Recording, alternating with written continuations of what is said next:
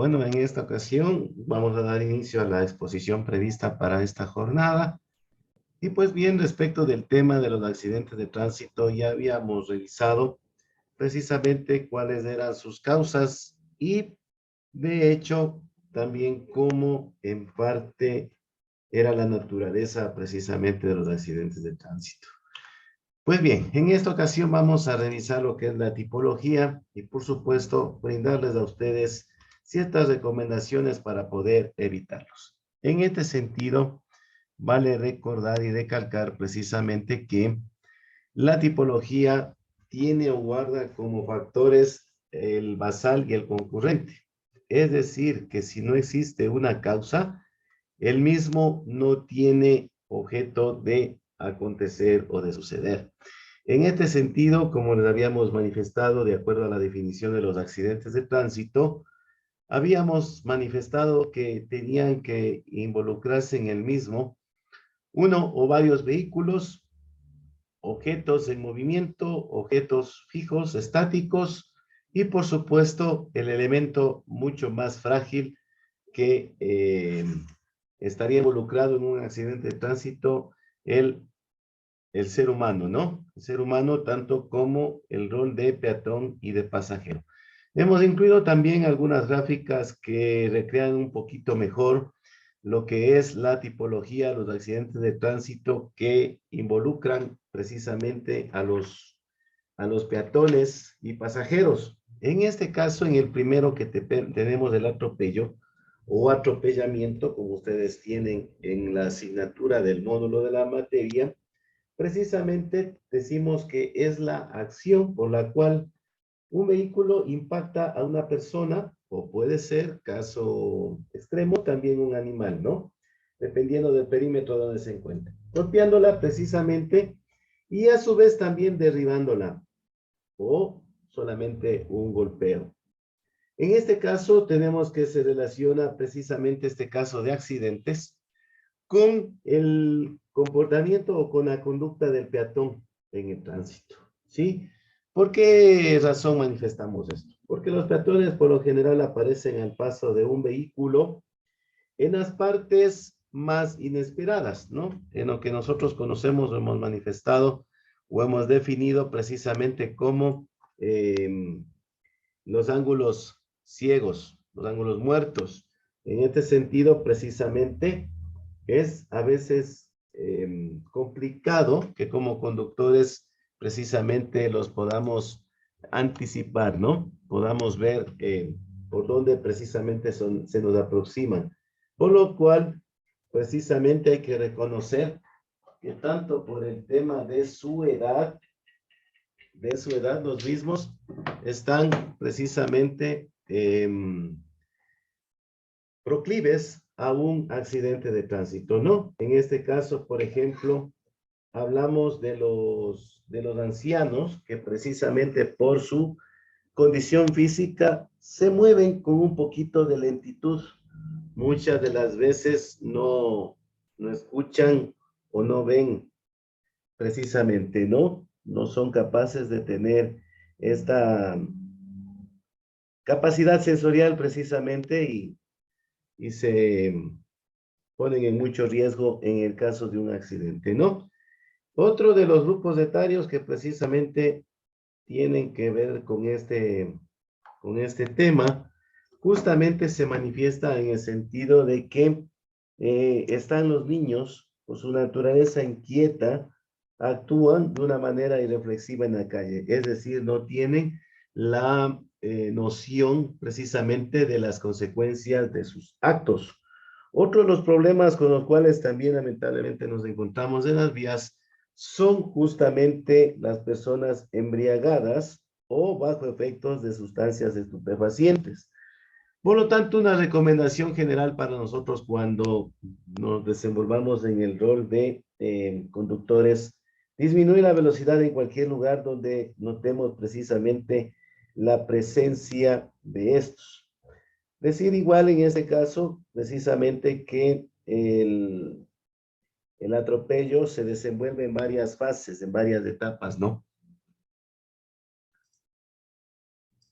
como les decía, ¿no? Entonces, en este caso, no crean que es fácil, es un poquito complejo también hacer la revisión lamentable de este proceso porque uno imagina a la persona en esa incómoda situación. Y pues bien, el atropello tiene varias fases, ¿no? La caída, que es la consecuencia del empujón, cuando el peatón pierde el equilibrio y con ello la caída sobre el pavimento, ¿no? Tenemos a continuación el acercamiento, que es cuando el vehículo precisamente alcanza el cuerpo del caído, entra en íntimo contacto con él, más cercano, por así decirlo, y probablemente lo sobrepasa, o en el mejor de los casos lo aparta, ¿no? Tenemos a continuación lo que se conoce como la compresión, que es el hecho de pasar por lo menos una rueda por encima del cuerpo caído, ¿no? Un arrastramiento que puede ser antes o después del sobrepaso. La víctima puede ser arrastrada durante el trayecto más o menos largo. A la vez enganchado puede ser su ropa en cualquier parte saliente de la zona, bajo el vehículo o una parte de él también, ¿no? Y tenemos lo terriblemente lamentable, que depende también de la velocidad, de la dureza del impacto, que puede ocurrir en encontronazo o empujón, no produce la caída hacia adelante del vehículo, sino que por efecto de la velocidad o por la acción evasiva del peatón o cualquier otra circunstancia, se da el volteo, ¿no? El cuerpo de la víctima salta por encima del capó del vehículo para terminar sobre el parabrisas o siendo proyectado sobre el techo del vehículo o cae tal vez de pronto en uno de los laterales. Lamentable, lamentable experiencia que tenemos que describir. En el tema del arrollamiento, tenemos precisamente que es la acción por la cual un vehículo pasa uno o dos ruedas por encima del cuerpo de la persona o animal. Y finalmente la caída de los pasajeros, ¿no? Tener muchísimo cuidado cuando se sube o se baja de una unidad de transporte masivo, sobre todo, ¿no? No tiene que estar en movimiento, ¿no? Eso no quita que también sea un vehículo liviano, por cuanto pierde el equilibrio y esta unidad puede ser precisamente la que produzca lesiones. En este sentido, no solamente puede haber la caída de pasajero, probablemente podría haber un arrollamiento, un atropello precisamente como consecuencia de la caída del pasajero, ¿no? Eso en cuanto tiene que ver con los accidentes de tránsito que involucran a las personas. Ahora bien, como habíamos hablado en la tipología de los accidentes de tránsito, tenemos que decir que también se presentan por el impacto que se da y tenemos que decir el rozamiento, ¿no? El rozamiento es precisamente un contacto o fricción de la parte lateral de un vehículo o cualquiera de las partes, ¿no? Precisamente con un objeto fijo o con un vehículo estacionado, ¿no? Puede ir contra un mobiliario, puede ir contra alguna parte de la ciudad, de la calzada, de la vía, o contra un vehículo estacionado, ¿no? Ese es el rozamiento. Es probablemente dentro de toda esta categorización el que menos consecuencias tiene. Rozamiento, ¿no? Material y probablemente un pequeño susto para las personas involucradas, probablemente algunos ocupantes de los vehículos que están estacionados.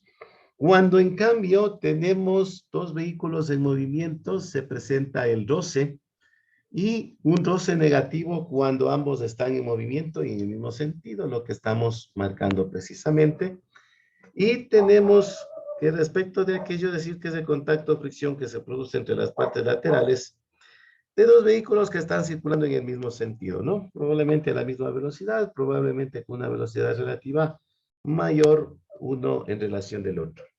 Y lo que tenemos también es el roce positivo, ¿no? Cuando se produce entre las partes laterales de dos vehículos que están circulando en sentido opuesto o sentido contrario, ¿no? Por lo general, esto sí se da. Hay un mal cálculo de la distancia, probablemente tratamos de evadir algún elemento, algún objeto, algún otro vehículo eh, que fue obstáculo, nos obstruye el paso y pues ahí tenemos las consecuencias.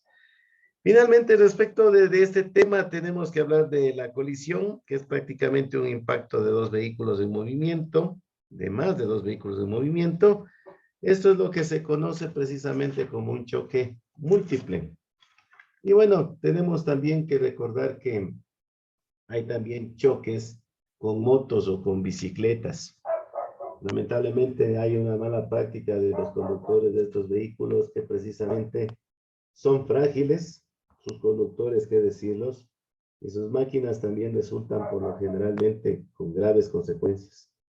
Los problemas de estos serios en el tránsito lo constituyen precisamente los niños, como les decía, que son peatones, en este caso que justamente caminan irreflexivamente, y también conducen sus bicicletas de manera no tan consciente, porque desconocen o no respetan las normas de tránsito, ¿sí? Hay que tener muchísimo cuidado. Ahora bien, ¿cómo podemos evitar este tipo de choques con motos o bicicletas?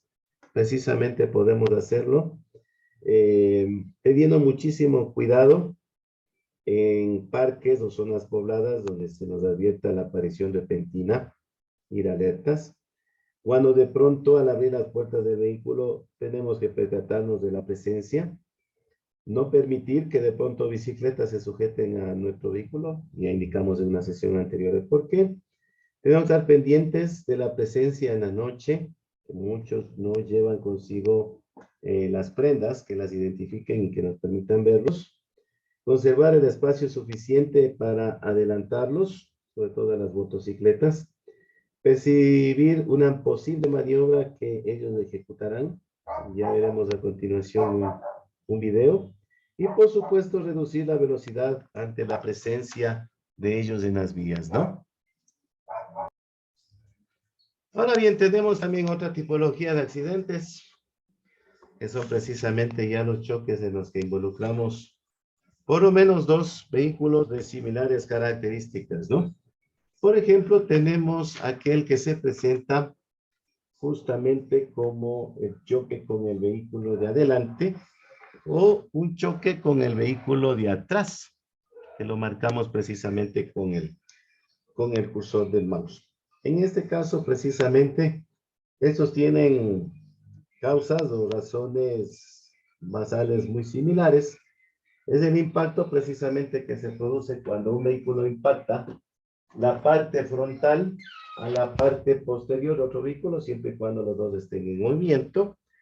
Y precisamente cómo se produce con el vehículo de adelante. Por detención repentina del vehículo de adelante, ¿no? Y probablemente nosotros no vamos con el cuidado en la circulación. Cuando el conductor de adelante no realiza señales y gira repentinamente, y cuando el vehículo de adelante también retrocede repentinamente luego de estar detenido. Por lo general se da en vías con pendientes, ¿no? Y probablemente la falta de pericia de los conductores, cuidado, o distracciones. Ahora bien, ¿cómo evitamos nosotros un choque con el vehículo de adelante? Conservar una distancia segura, mantenerla en todo momento para el seguimiento, mantener una velocidad razonable y prudente, dependiendo también de las condiciones del tráfico en el lugar. Y por supuesto, lo más importante, estar atento a las acciones del conductor del vehículo de adelante, siempre. ¿Cómo se produce el choque con el vehículo de atrás? Cuando el conductor que no sigue no conserva la distancia segura, se invierte los papeles, ¿no? Cuando nos vemos obligados a detenernos repentinamente, cuando no realizamos señales de forma oportuna y correcta para realizar una maniobra. Es decir, la responsabilidad siempre tiene que estar presente. ¿Cómo evitamos esto? Estimular a quien nos sigue que se nos adelante en la primera oportunidad, tomemos nuestra derecha, señalicemos nuestra maniobra y permitamos que el otro vehículo, conducido precisamente por su conductor, llegue y le imprima la respectiva velocidad, de pronto por alguna urgencia que tenga que hacer, llegar a tiempo. Aumentemos la distancia de seguimiento entre nuestro vehículo y el que nos antecede también, para de esa manera motivarle a que el vehículo de atrás haga exactamente lo mismo. Y disminuyamos la velocidad. Con esa manera atenuamos un poco y reducimos las posibilidades de pronto de algún peligro que puede darse, ¿no? En el caso del choque longitudinal frontal, lamentablemente es el más grave de todos por la violencia con la que se presenta, por la velocidad que llevan los vehículos que se impactan, porque esto por lo general tenemos en vías de circulación rápida, por lo general, en vías de circulación rápida. Y justamente este es el impacto de frente entre dos vehículos, en los cuales los dos ejes longitudinales de los mismos son opuestos y relativamente coincidentes, ¿no? Ahora bien, ¿cómo se produce? Más o menos ya había estado manifestando las circunstancias.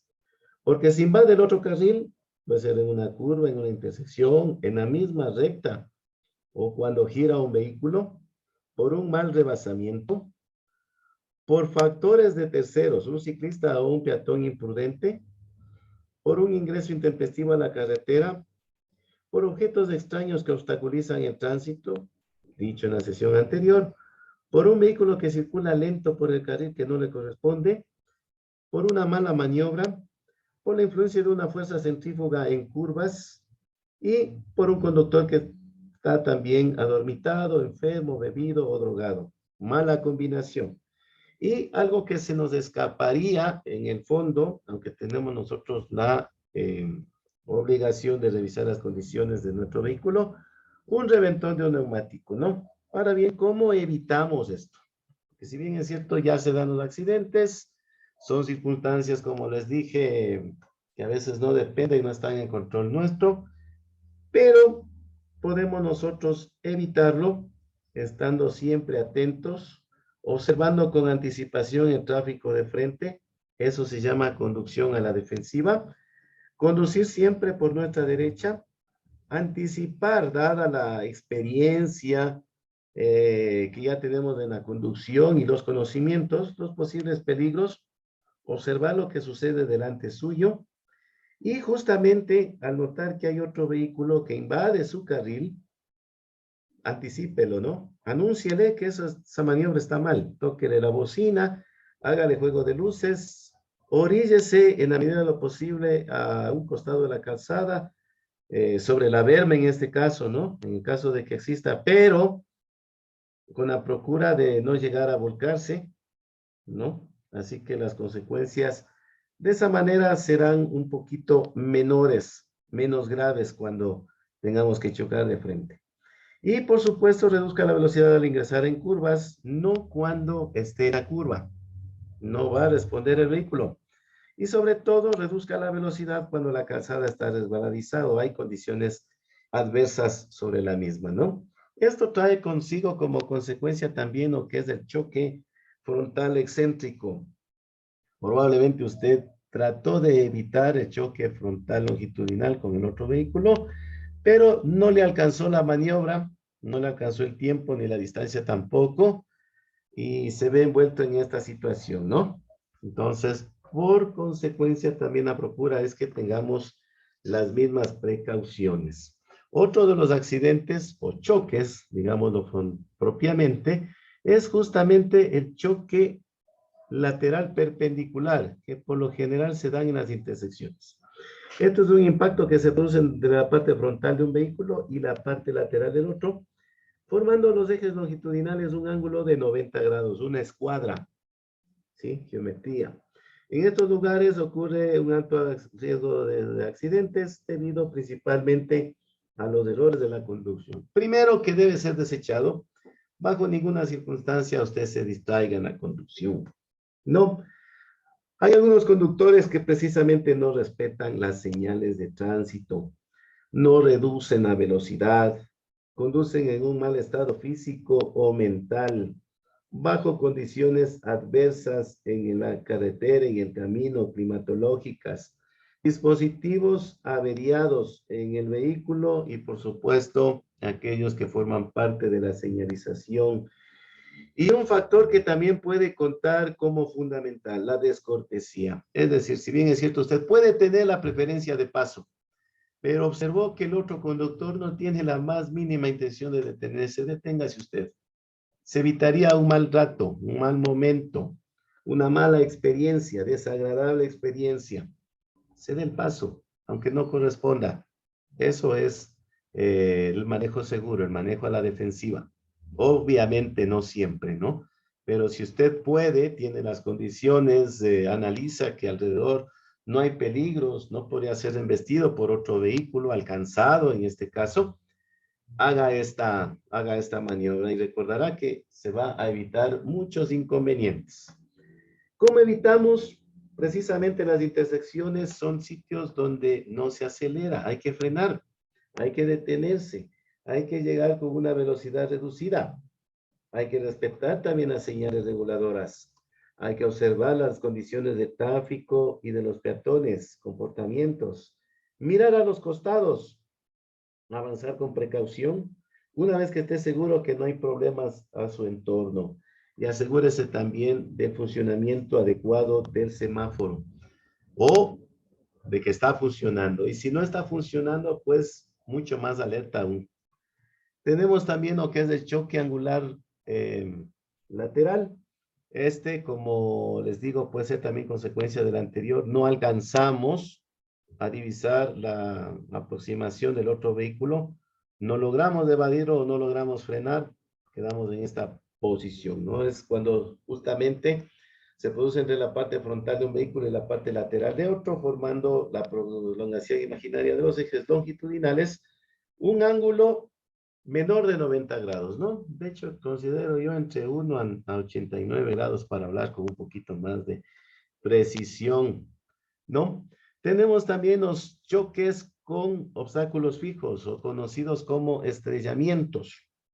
Pueden ser incluso consecuencia de los choques, ¿no? Puede ser consecuencia de los choques o en su defecto el conductor probablemente no detectó, no apreció bien los espacios libres, ¿no? Al frente, a los costados, inclusive atrás.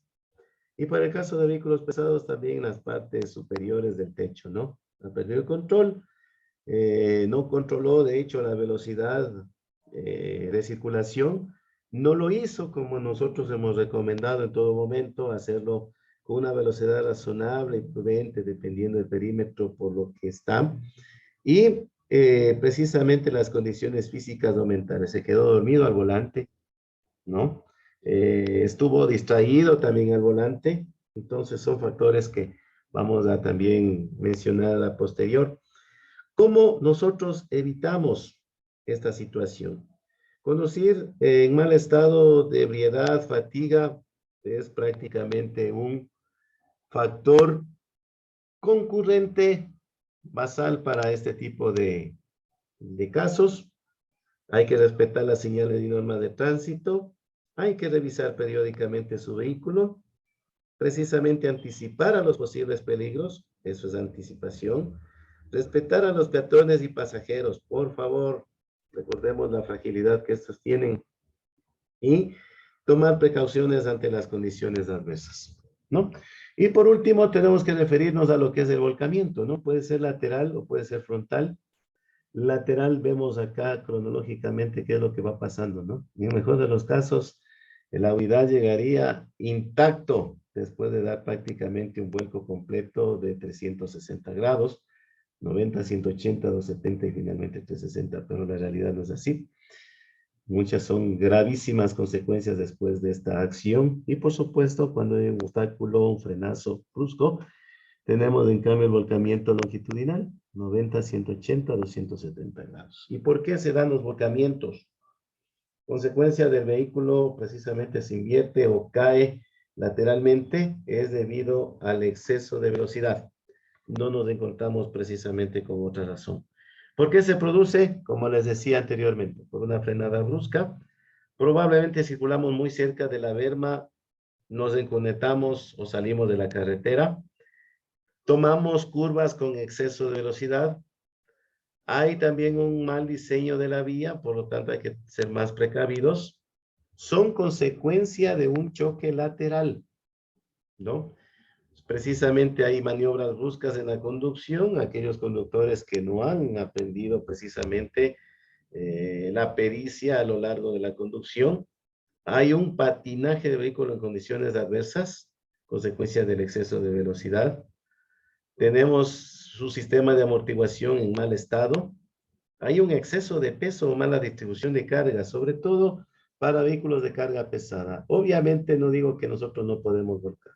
Es decir, si el vehículo tiene una capacidad de 0.95 toneladas, usted no puede entre pasajeros y carga exceder ese peso, ¿no? Mucho ojo con eso. Los vehículos no sirven de carga, sobre todo los livianos. Y por supuesto, las fallas mecánicas. ¿Cómo evitamos nosotros el volcamiento? Mucho ojo con eso. Mantener una velocidad prudente en todo momento. Creo que para toda la tipología de accidentes. Disminuir la velocidad en curvas, manteniendo su derecha en todo momento. Revisar periódicamente el sistema de amortiguación. No sobrecargando su vehículo. Aplicar normas de conducción segura. Estar atento a las maniobras de los otros conductores. Y por supuesto, no circular con el vehículo en malas condiciones. Usted también, ¿no? Hay que protegernos de cierta manera. Y por supuesto, claro, está como tenemos acostumbrado siempre, también unas pequeñas recomendaciones, haciendo énfasis a las que ya nos permitimos compartirles. En este caso, para el conductor, bajo ninguna circunstancia, justamente no distraernos conversando en el vehículo. No fumar, también distrae. No estar hipnotizado con la música. Puede escuchar la música de su gusto, de su preferencia personal, pero por lo menos a un volumen prudente. Evitar pensar en asuntos ajenos a la conducción, como les decía, física y mentalmente tiene que estar el conductor en la maniobra de la conducción. Como peatones, tener mucho cuidado al cruzar la calle, observar todos los lados de la vía, no parar delante del vehículo que acaba de bajar, puede precisamente ser atropellado por el vehículo que se acaba de bajar, y por supuesto no caminar por la calzada. La zona de seguridad para el peatón precisamente es la acera o vereda. Tenemos precisamente recomendaciones para el pasajero, avisar oportunamente para bajarse, abstenerse de bajar o subir cuando el vehículo está en marcha, por anteriormente expuesto. Y para nuestros amigos agentes de tránsito, que primero, antes de sancionar, nos eduquen un poco, creo que esa es la función y el rol de ellos inicial. Y cuando ya se apliquen las sanciones, lo hagan totalmente enmarcados en la aplicación de la ley y sus reglamentos. Vamos a hacer un poquito de énfasis en este tema porque consideramos totalmente relevante. El tema de la telefonía móvil y las tecnologías multimedia debemos evitarlas porque de hecho nos distraen. No es recomendable ni el sistema de manos libres.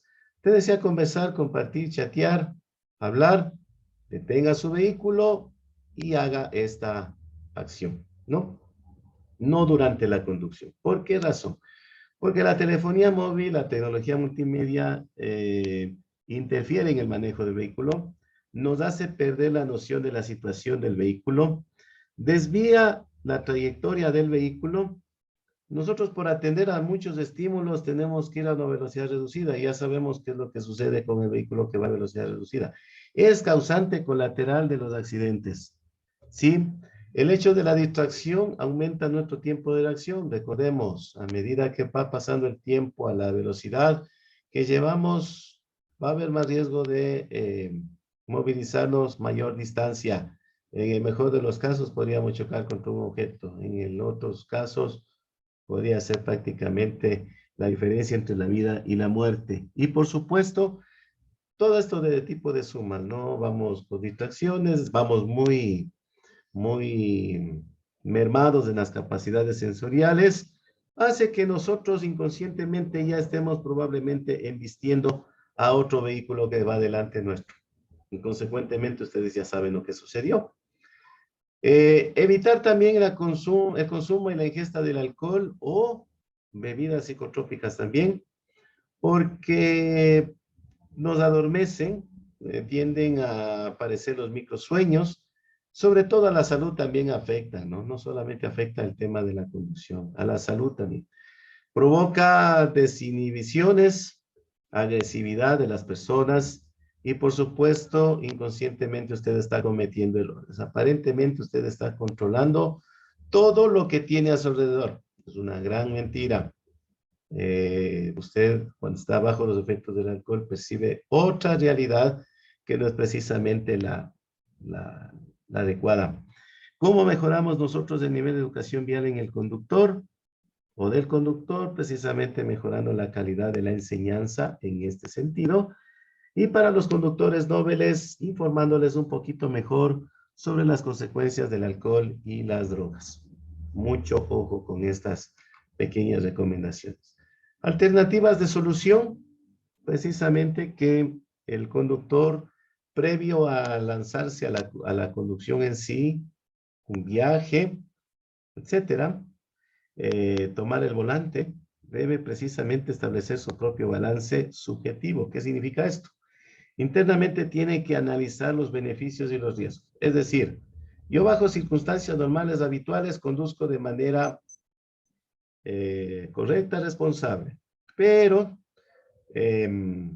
con todo el derecho que yo tengo, tomo unas copitas de más. ¿Y qué es lo que sucedería si yo tomo el volante? ¿Cuáles son los riesgos a los cuales estoy expuesto?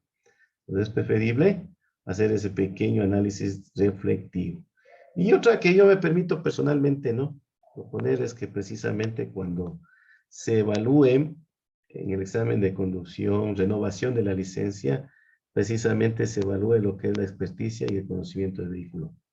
Es muy importante. Obviamente ustedes en este momento van a rendir previo a su graduación, su incorporación, el examen práctico de conducción, ¿no? Está dentro de la malla curricular y el momento que ustedes vayan a adquirir su licencia, ya rendirán precisamente solo el examen teórico.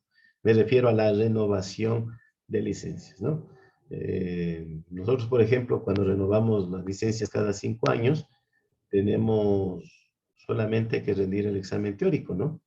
Que es un aprendizaje de memoria de algunas preguntas, otros también hay que recordarlo, y, y las instituciones no saben qué tan preparados estamos para la conducción. Probablemente perdimos la capacidad de visión, aunque hay un examen psicosensométrico, pero bueno, al menos la escuela de sindicato lo toma responsablemente, ¿no? Pero no sabemos muchos de estos exámenes cómo provienen, ¿no? Así que lo más sensato sería que en una valoración íntegra se haga una revisión de aquello.